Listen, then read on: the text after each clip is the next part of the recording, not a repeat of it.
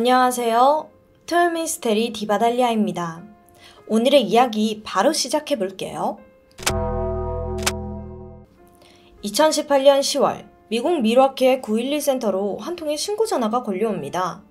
전화를 건 여성은 친구가 숨을 쉬지 않는다며 아무래도 약을 먹고 자살한 것 같다고 하죠. 급히 현장에 출동한 경찰은 신고자의 말대로 한 노인 여성이 거실에서 사망한 것을 발견합니다. 여성은 의자에 앉아있는 상태였고 그녀 주변에는 부서진 알약들이랑 수많은 약병들이 떨어져 있었는데요. 그래서 정말 신고자의 말대로 약을 먹고 자살한 것 같았죠. 사망한 여성은 62세의 린 헤르난으로 신고자였던 제시 쿠르체프스키와는 친구이자 가족 같은 사이였다고 합니다. 4년 전에 린은 어머니 사망 이후로 급격하게 몸이 안 좋아져서 간병인을 고용을 했었는데요. 2년 전 새로운 간병인이 바로 제시였죠. 제시는 매일같이 그녀의 집에 들려서 그녀의 상태를 확인하고 지극정성으로 간병을 했습니다. 어쨌든 경찰은 제시의 증언과 현장 상황, 그리고 평소 린의 건강이 좋지 않았다는 점, 이렇게 종합해서 린이 약물 중독으로 인해 사망했음으로 사건을 마무리했어요. 그 후 3개월이 지난 2019년 1월, 큰 반전이 일어나게 되는데요. 린에게는 절친한 친구 앤서니 포자라는 친구가 있었는데 그가 린의 죽음에 의문을 가지기 시작하면서 모든 일에 진상이 드러나게 되죠.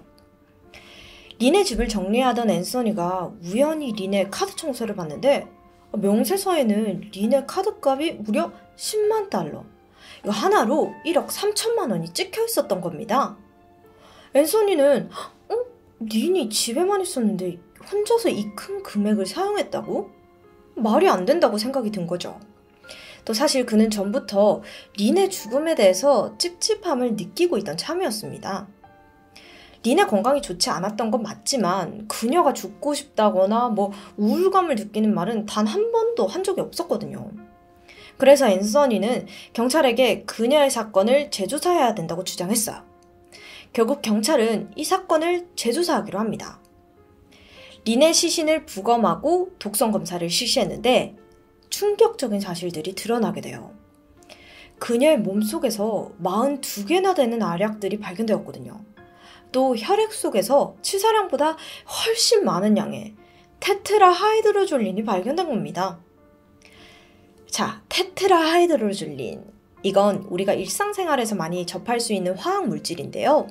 바로 안약에 포함되어 있는 물질입니다. 이 물질이 우리가 눈이 좀 충혈되었거나 눈이 가렵거나 했을 때 치료할 수 있는 역할을 하는 거죠. 근데 과다 복용 시 강한 독약으로 바뀝니다.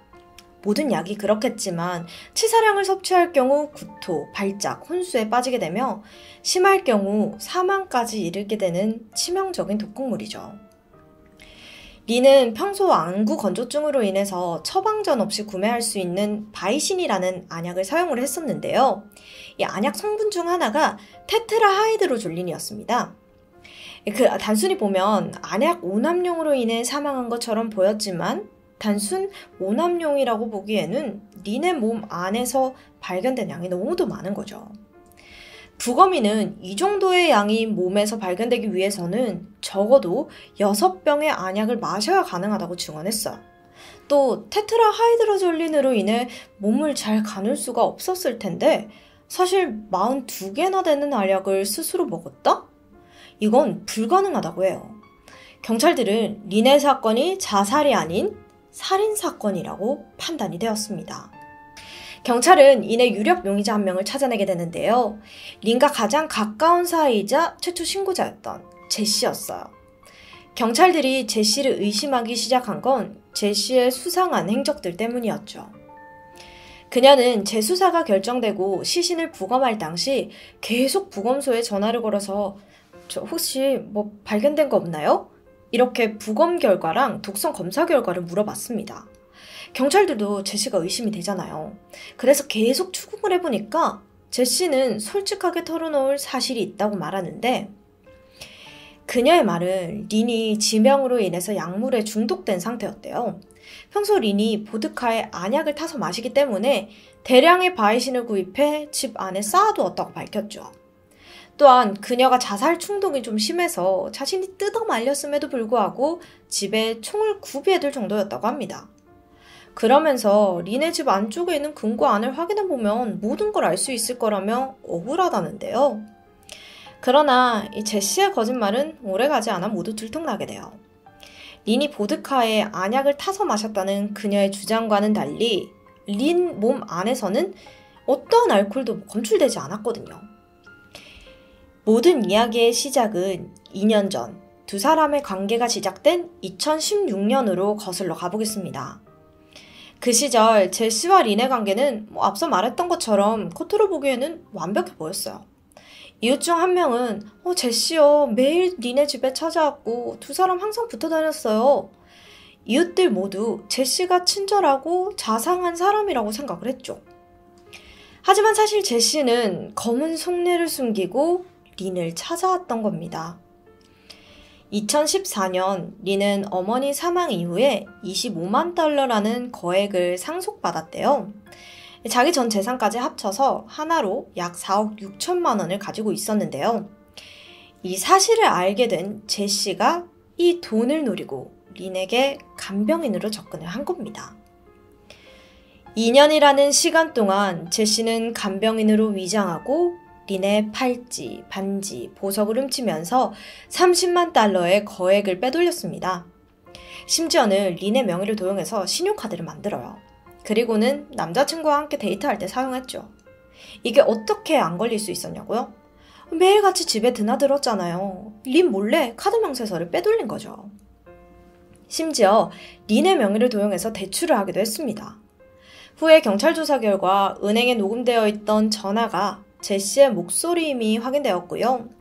FBI 필적 검사 결과 대출 서류와 카드 신청 서류 모두 제시의 필적임이 드러났죠. 제시는 린의 돈을 더 쉽게 갈취하려고 자신을 더 의지하도록 만들었습니다. 그리고 린 몰래 핸드폰을 통해 가정용 독극물, 청산가리, 중독, 자살 이런 내용들을 검색하기 시작했죠. 자살한 것처럼 꾸미기 위해서요. 며칠 후 제시는 린의 명의로 대량의 바이신을 구입했습니다. 그리고 린과 술을 마실 때마다 그녀의 술잔에 바이신을 몰래 넣어서 서서히 중독시켰죠. 2018년 9월 제시는 린의 통장 잔고가 얼마 남지 않음을 느끼게 됩니다. 이제 린에게 얻어낼 수 있는 돈은 단 하나예요. 바로 사망보험금과 부동산 상속.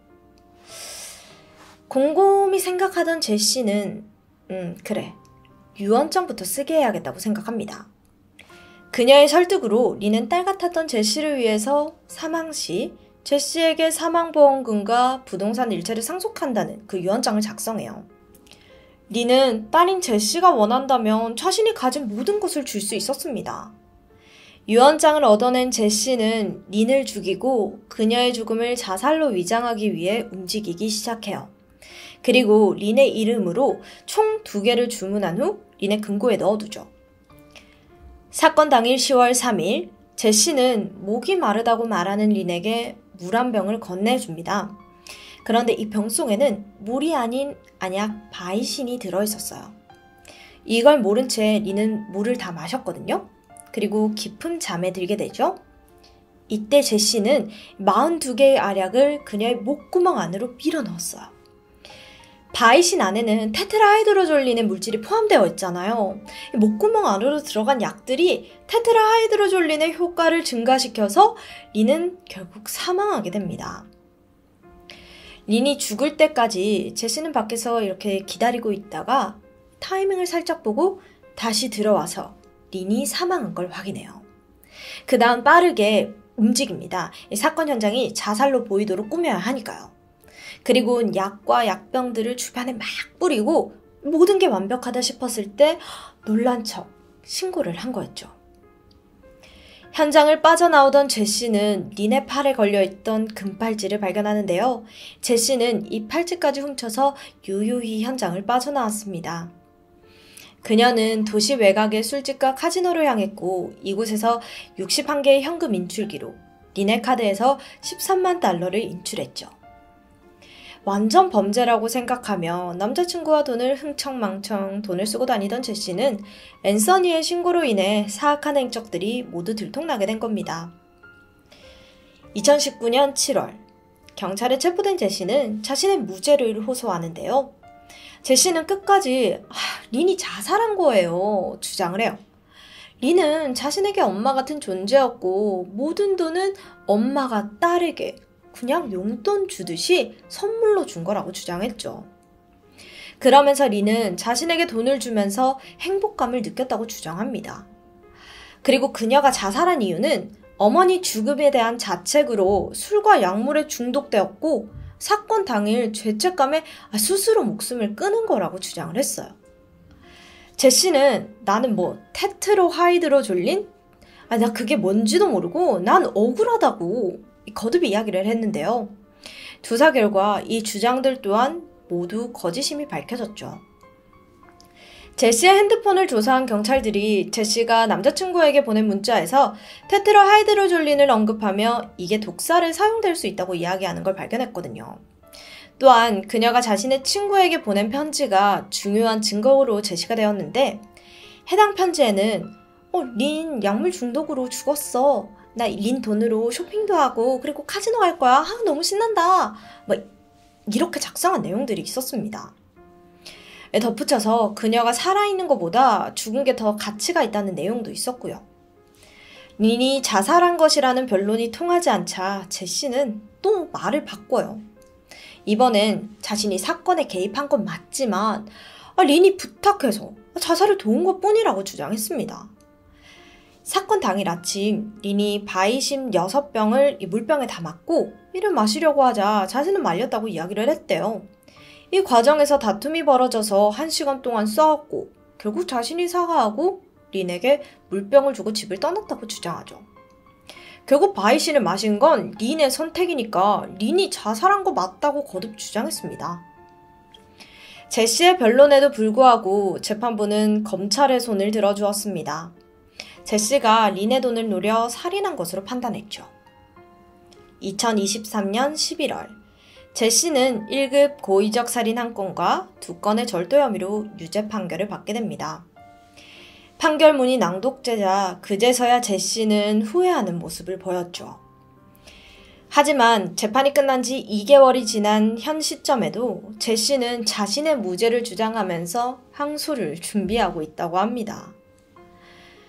2014년 제시를 만나기 전 35만 달러가 들어있던 린의 통장에는 2018년 사망 당시 고작 88달러가 남아있었다고 해요. 어떻게 자신을 딸처럼 대해주던 사람을 배신하고 심지어는 살해하기까지 하고 현재까지 죄책감 하나 없이 억울하다고 주장하는 게 정말 악마처럼 느껴집니다. 이런 사건을 보면 물론 모두가 가면을 쓰고 우리에게 다가오는 건 아니지만 누군가를 진심으로 믿을 수 있는가에 대해서 확신이 없어지는 것 같기도 합니다. 지금까지 디바달리아였습니다. 안녕하세요. 토요미스테리 디바달리아입니다. 2004년 3월 25일입니다. 미국 텍사스주에 위치해 있던 한 메디컬 센터 응급실에 긴급 환자가 실려왔는데요. 이 남성은 21살의 안드레리 토마스라는 남성인데요. 안드레의 가슴 쪽에는 날카로운 걸로 뭔가에 찔린 상태였는데 다행히도 상처가 깊진 않았지만 진짜 문제는 이 상처가 어떻게 생겼냐는 겁니다. 바로 스스로 자해를 한 건데요. 안드레는 치료를 받으면서도 의료진들에게 계속해서 이런 말을 했대요. 제발 저를 죽여주세요. 제 인생은 감당하기 너무 버거워요. 저 천국 가고 싶어요. 이걸 들은 주치의는 안드레의 정신치료가 시급하다고 판단합니다. 그리고 일단 응급처치가 끝나고 안드레는 정신과 의료진과의 면담을 하기로 되어 있었거든요. 사실 이런 분들은 그냥 두면 무슨 일을 벌일지 아무도 모르는 거잖아요. 그런데 의료진이 잠깐 자리를 비운 사이 안드레는 빠르게 병원에 빠져나가 버립니다. 뒤늦게 이 사실을 알게 된 병원은 곧장 경찰에 신고를 했죠. 근데 이 성인 남성이 진료를 다 받지 않고 갔다는 이 신고를 받은 경찰은요, 이걸 뭐 대수롭지 않게 여긴 거예요. 물론 안드레를 찾겠다고는 했지만 위급한 상황처럼 보이진 않았던 거죠. 하지만 그건 대단한 오산이었습니다. 그로부터 이틀 뒤인 3월 27일 아침, 텍사스 셔먼에 살고 있던 한 중년의 보렌 부부에게 음성 메시지가 한 통 도착했습니다. 안녕하세요. 저 안드레예요. 좀 도와주시겠어요? 도움이 필요해요. 이 메시지 들으면 집으로 와주세요. 안드레, 바로 이틀 전 병원을 탈출했던 그 남자죠. 그리고 이 메시지를 받은 부부 중 남편은 폴 보렌인데 알고 보니 안드레의 전 아내 로라 보렌의 아버지였던 겁니다. 즉 병원에서 탈출한 후 이틀 만에 예전 장인어른에게 집으로 와달라고 연락을 한 거죠. 근데 딸이랑 헤어졌는데 왜 오라고 하지? 순간 폴은 불길한 예감에 휩싸였습니다. 그리고 우선 이 근처에 살던 딸 로라의 아파트로 향해요. 안드레와 로라는 3년 전인 2001년에 결혼을 했는데 불과 몇 개월 만에 이혼한 상황입니다. 폴은 주차장에 차를 세우고 처음 눈에 들어온 건 딸의 집 대문이 처참하게 부서진 모습이었죠. 느낌 좋지 않아요. 폴은 떨리는 마음으로 조심스럽게 집 안으로 진입했습니다. 거실 하얀 카페트 위에는 폴의 딸 20살 로라가 피를 흘린 채 쓰러져 있었습니다. 근데 이 상태가 너무 끔찍했는데 배 부위에 집중적으로 공격을 받았는지 장기의 일부가 밖으로 드러나 있을 정도였거든요. 그런데 사실 이 집에는 로라 말고도 어린 두 아이가 더 있습니다. 폴은 정신을 차리고 곧장 손주들이 있는 침실로 달려갔어요. 안드레와 로라 사이에서 태어난 4살 난 안드레 주니어는 어린이용 침대에 누워 있었는데 엄마와 마찬가지로 배에 큰 상처가 보입니다. 또 로라가 현재 남자친구와 사이에서 낳은 13개월짜리 아기 레이아의 시신은 인형 옆 바닥에 눕혀져 있었고요. 역시나 정말 시신이 많이 훼손된 상태였어요. 차마 눈뜨고 볼 수 없는 이 처참한 간격에 충격을 받은 폴은 즉각 경찰에 신고를 합니다. 범인은 오래 찾을 필요도 없었습니다. 왜냐면 그가 직접 제 발로 경찰서에 왔기 때문이죠. 짐작하신 대로 안드레의 범행이었습니다. 게다가 그는 순순히 내가 로라와 두 아이를 죽였다, 찔러 죽였다, 이렇게 경찰에 와서 자백했고요. 병원에서도 불안해하던 안드레긴 했는데 그런데 왜 갑자기 이렇게 일가족을 살인한 걸까요? 그런데 그가 내뱉은 이 살인 동기는 더 황당했습니다. 죽은 거 아니에요. 구원한 거예요. 우선 안드레에 대해 좀 더 알아보면은 그는 1983년생인데 어린 시절 결코 평탄치가 않았어요. 어머니는 우울증과 알코올 중독에 빠져 있었고 또 매일같이 수많은 남자들이 집에 드나들었고요. 근데 또 이러한 혼란 속에서도 의외로 안드레는 꽤나 똑똑해요. 초등학교 때부터 성적이 좋았고 영재반에 들어갈 정도였으니까요. 무엇보다 안드레에게 숨통을 트이게 해주는 공간이 있었는데 거긴 바로 교회입니다. 어릴 적부터 이 신앙활동이 열심히 했어요. 주일학교에서는 선생님의 질문이 끝나기도 전에 번쩍 손을 들고 답할 만큼 적극적이었고 성경 구절도 줄줄줄 잘 외웠고요. 주일학교의 교사들은 안드레를 유쾌하고 영리한 학생이라고 기억을 하고 있습니다. 그랬던 그가 완전히 달라진 건 10살쯤이었는데요. 어느 날 학교 친구들에게 알 수 없는 말을 하기 시작해요. 자기 머릿속에서 천사와 악마가 막 싸우는 소리가 들린다면서 가끔 이 소리 때문에 너무 힘들다고 하는 거죠. 추후 전문가들은 그가 이때부터 이 청각적 환각 증세를 겪었다고 짐작합니다. 당연히 어린 나이여서 빨리 치료를 받았으면 정말 좋았겠지만 사실 가정 환경을 보면은 치료받을 상황은 아니잖아요. 심지어 나이가 들면서 안드레는 술과 마리화나에 손을 대기 시작합니다. 처음에는 이게 환청을 없애기 위한 하나의 이 해결 방법이었는데 어느 순간 이게 중독이 된 거예요. 그리고 이건 범죄로 이어지게 되죠. 15살 때는 차량 절도죄로 청소년 구금센터에 수감이 되었었는데 그를 바로잡아줄 사람은 없었습니다. 안드레의 어머니는 화가 날 때마다 너 같은 건 내가 진작 낙태했어야 되는데 이러면서 밥 먹듯이 폭언을 하고 이 폭언을 들은 안드레는 고통스러우니까 그때마다 자해를 했다고 해요. 그렇게 아슬아슬한 삶이 이어지던 중 안드레에게 사랑이 찾아옵니다. 16살 같은 나이에 로라 보렌을 만나더니 연애를 하기 시작한 거죠. 그리고 바로 둘 사이에 안드레 주니어라는 아들까지 태어났습니다. 안드레는 아빠가 되자 마음을 잡고 열심히 살아보려고 했어요. 일단 학교를 자퇴하고 식당에서 일을 하면서 생활비를 벌었고요.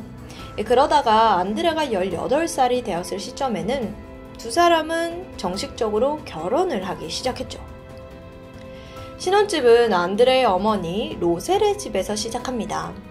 행복한 결혼 생활이 이어지는 듯 했는데 이 평화도 오래가지 못해요. 왜냐면 겨우 2주 만에 로셀이 아들 부부와 손자를 집에서 쫓아내버렸거든요. 이때 정확히 무슨 일이 벌어졌는지는 알려져 있진 않습니다. 어쨌든 가족은 하루아침에 갈 길을 잃었습니다.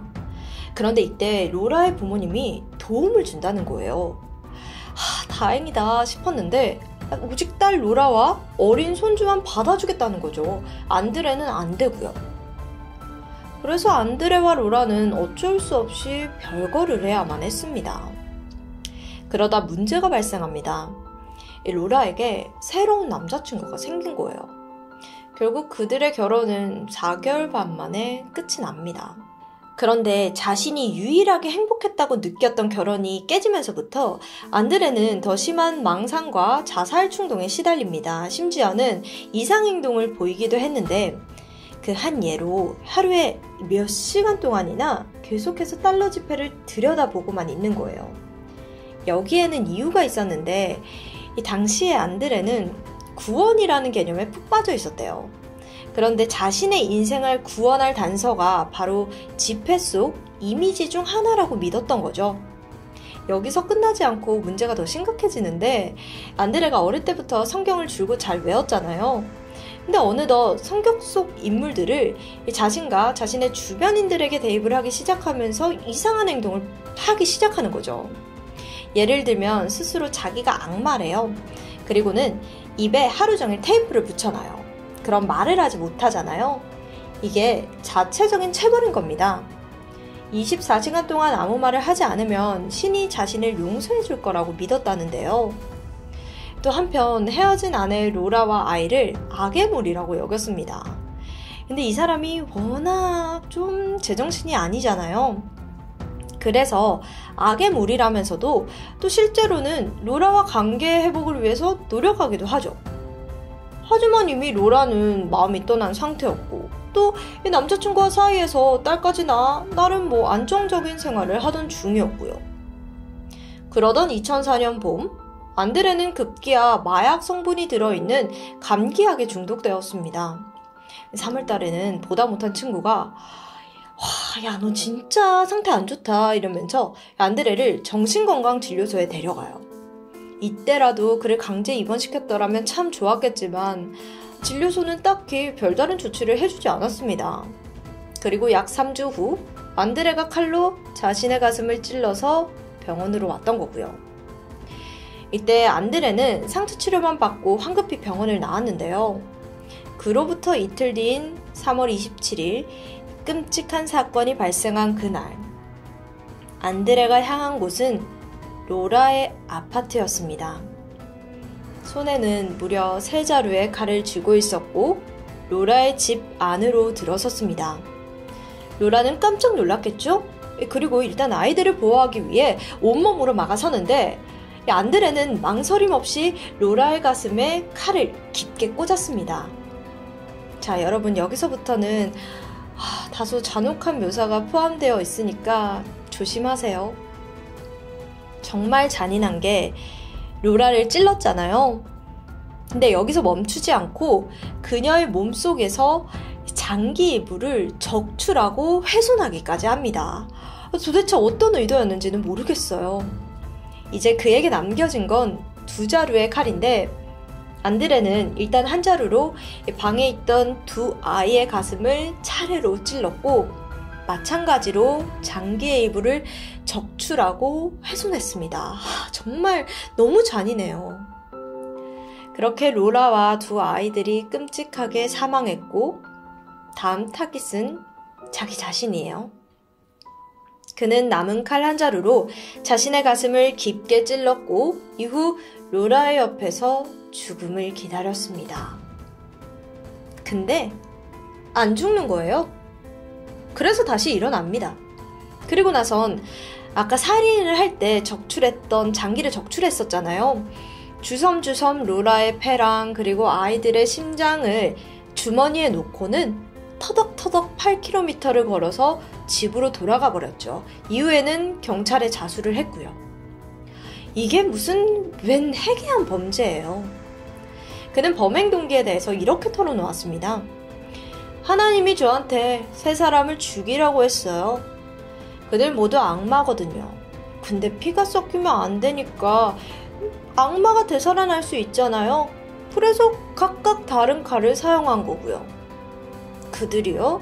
죽은 거 아니에요. 제가 구원한 거예요. 정말 심각하지 않나요? 안드레는 체포 후 감옥으로 이송되었지만 끊임없이 이상한 소리를 합니다. 자기가 세상을 구원할 거라며 고래고래 소리를 지르는 거죠. 특히 아까 안드레는 지폐에 몰두해 있었다고 했었잖아요. 그 중에서도 1달러 지폐에 이 피라미드 안쪽에 있는 눈에 광적인 집착을 보였거든요. 그 눈이야말로 악의 상징이라고 여겼던 거죠. 이게 완전 망상이죠. 이게 끝이 아닙니다. 검거 5일 후 이날도 안드레가 구치소에서 성경을 읽고 있었는데 문득 그의 눈을 사로잡는 구절이 있었습니다. 마태복음 5장 29절. 네 오른쪽 눈이 너를 죄짓게 하거든 빼버려라. 예상하시겠죠? 이 구절을 몇 번이고 되새기던 그는 갑자기 거울로 다가갑니다. 그리고는 그 자리에서 자신의 손으로 이 오른쪽 눈을 뽑아냅니다. 이 일로 결혼서는 완전 난리가 났죠. 사상 초유의 사건이니까요. 법적 절차고 일단 모두 다 중단하고 안드레는 정신병원으로 급히 이송됩니다. 누가 봐도 재판을 받을 만한 그런 상황이 아니잖아요. 그렇게 정신병동에서 1년을 지내고 드디어 2005년 안드레가 다시 재판대에 섰는데 그는 한쪽 눈을 안대로 가리고 나타났습니다. 그리고 이날 그에게는 전부인 로라와 친자식 그리고 로라의 자식까지 이 3명을 살해한 혐의로 사형이 선고되었죠. 이게 끝이었을까요? 이게 끝이었으면 정말 좋았겠지만 다른 사형 집행을 기다리면서 다른 감옥에서 수감 중이던 안드레는 2008년 12월 또다시 모두를 경악하게 만들었습니다. 자신의 나머지 왼쪽 눈을 찢어서 이거를 뽑아서 삼켜버린 거예요. 저 같으면요, 같은 재수자라도 안드레 옆에 못 갈 것 같아요. 너무 무섭잖아요. 도대체 왜 나머지 눈까지 없앤 거예요? 이렇게 질문을 하니까 미국 정부가 제 왼쪽 눈을 통해서 제 마음을 읽지 못하게 하려고요. 뭐 이랬대요. 와, 정말 오늘 사건은 제가 토미를 진행한 이래 최악의 사건인 것 같아요. 근데 또 최근 소식이 남겨져 있습니다. 원래 2023년 4월은 안드레의 사형이 예정된 날이었는데 이 2번의 안구적출 소동을 겪으면서 법원도 2손 2발 다 들었죠. 결국 사형 집행은 보류되었는데 애가 정신병이 너무도 심각한 나머지 과연 사형이 적절한지 의견이 분분합니다. 피해자 입장으로서는 억울하겠지만 사실 정신이 너무 이상해서 이 정상적인 판결의 의미가 없어 보이죠. 현재 안드레는 자신의 앞날을 모른 채 여전히 정신병원에 수감되어 있습니다. 텅 빈 두 눈을 감은 채 말이죠. 정신병과 살인, 망상, 그리고 자해까지 충격의 연속이었던 오늘의 스토리가 다 진행되고 나니까 저까지 기가 다 빨리는 느낌이네요. 지금까지 토요 미스테리 디바달리아였습니다.